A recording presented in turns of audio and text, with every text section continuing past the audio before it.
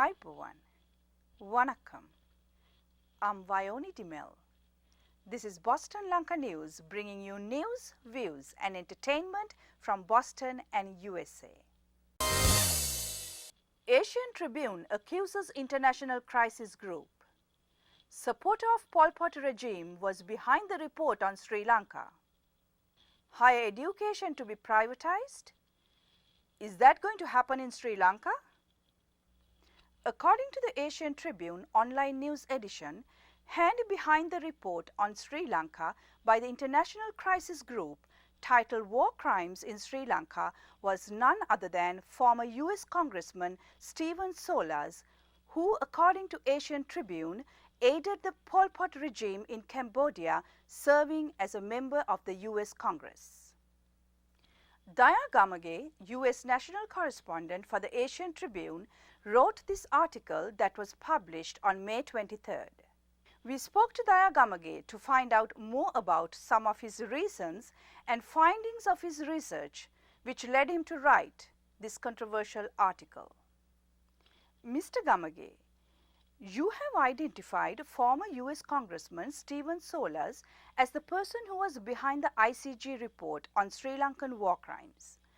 According to you, this crusader of human rights, who is a member of the executive committee of the ICG, had supported the Reagan administration's Cambodia policy, which was supportive of the resistance group of Pol Pot's Khmer Rouge.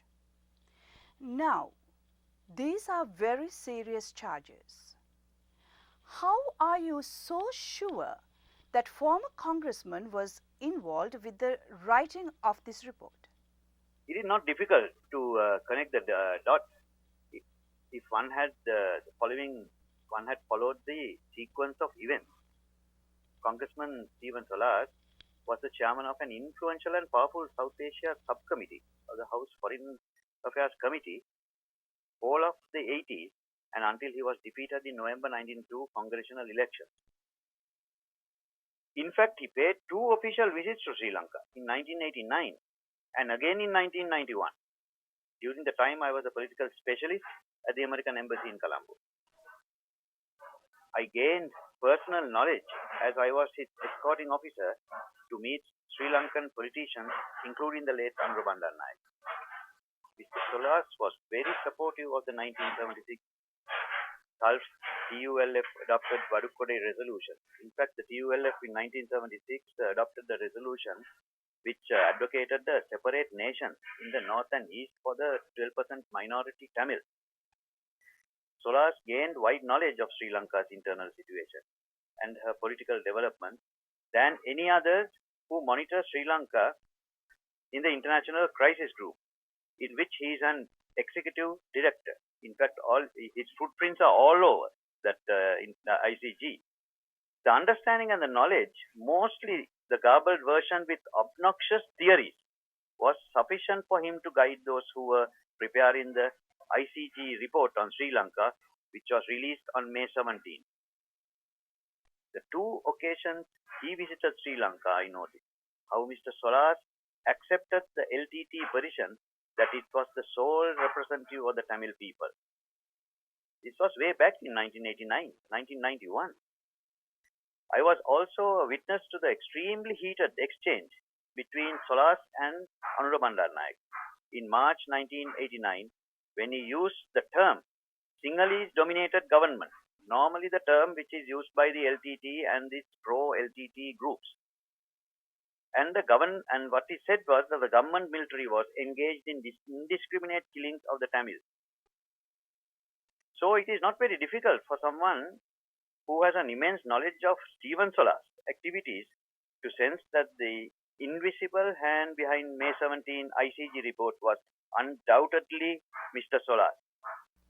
We spoke to International Crisis Group Asia Program Director Mr. Robert Templer to find out whether there is any truth to this allegation.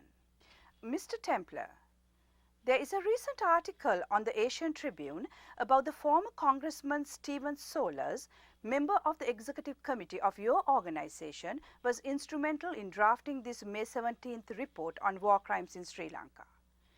According to that article, Stephen Solers was identified as a person who supported US foreign policy during Reagan administration that helped the Pol Pot regime, which was responsible of one of the worst genocide in human history. Do you have any comments? Well, I'm afraid it's some of the sort of ridiculous propaganda that one sees in some of the Sri Lankan media. Stephen Solars had no involvement in the production of this report whatsoever.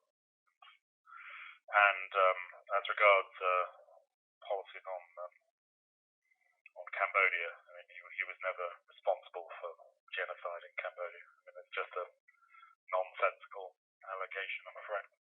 Mr. Gamage, according to ICG, this kind of writing that you have written is just usual Sri Lankan government propaganda. What is your response? I should tell that Asian Tribune is not the spokesperson of the Sri Lanka government. Asian Tribune, which broke the news about former U.S. Congressman Stephen Solars' hidden hand in the ICG report, was an independent assessment of Solars' connections to this report. Asian Tribune had nothing to do with the government of Sri Lanka. Instead, it takes an independent and non-partisan presentation of news and views. The Asian Tribune report was based on the knowledge I had on Mr. Solars and the research I did, and Mr. Solars' obnoxious behavior when it comes to Sri Lankan issues. In fact, Asian Tribune is not even based in Sri Lanka. Our editorial office is elsewhere, and all the contributors and correspondents are strictly non-partisan. But Asian Tribune occasionally exposed the bias and the double standards of the West, especially the United States, when it comes to third world countries such as Sri Lanka. And we are not hesitant to write those things and do analysis. So the Asian Tribune is not in the pocket of the government of Sri Lanka. We have nothing to do with government of Sri Lanka because we have our spread is all over Asia. The possibilities and challenges for higher education in Sri Lanka is an interesting topic for many, especially for the Sri Lankan diaspora. Recently, the Vice Chancellor of Sri Jayawardenepura University, Professor Bellanvila Vimalaratna Thero, had told newly appointed Higher Education Minister Honorable S.B. Disanayake to have a backbone and ask him to go ahead and make arrangements to open private universities soon. We spoke to Professor Ratnajeevan Hool, professor at Polytechnic Institute in Hartford, Connecticut, to find out his views. Professor Hool was the Vice Chancellor of the University of Jaffna for a brief period before he left Sri Lanka. Professor Hool, the Minister of Higher Education has shown some interest in expanding the higher education beyond government universities in Sri Lanka. Do you have any specific suggestions to the Minister of Higher Education? Actually, there is nothing for me to suggest because private education is the reality. When I was on the UGC, we authorized Aquinas to grant degrees. Accounting has always been a private sector educational enterprise. There are private universities from abroad that are offering degrees in Sri Lanka. There are theological colleges, Sri Lankan theological colleges that are offering degrees. It's just that these things are done quietly. No one talks about them. The student unions get very upset when you talk about the university, the Sri Lankan university. So it's happening. It's going to happen more. There is no stopping it, and it's a good thing because there are lots of good qualified Sri Lankans who are unable to find a means of educating themselves.